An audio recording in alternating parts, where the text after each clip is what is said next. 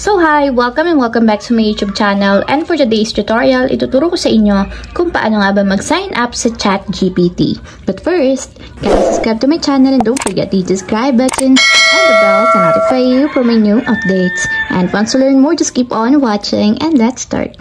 So ayan guys, for today's video, make sure na nakapag-download na tayo ng ChatGPT dito sa ating phone. So kapag nakapag-download na tayo guys, open lang natin yung application.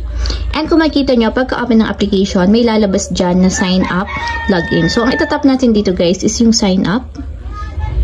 And ayan guys, ilalagay nyo lang yung inyong email address na pwede nyong ilagay. So, dapat accessible yung email address na ilalagay ninyo. So, lagay nyo lang yung email at.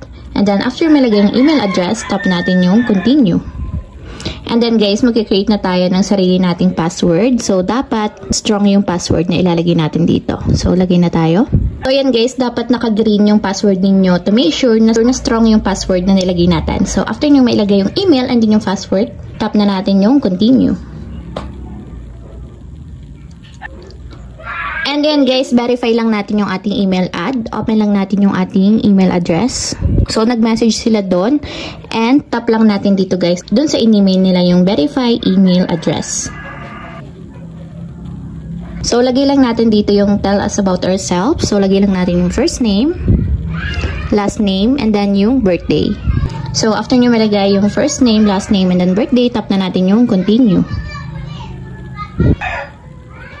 So, ayan guys, kung makita nyo, naka-sign in na tayo or naka-login na tayo dito sa account sa ChatGPT.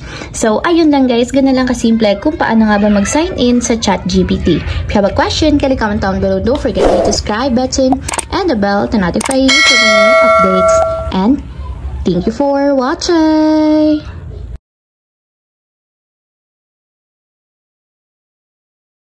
Living life, every day, late at night, not okay.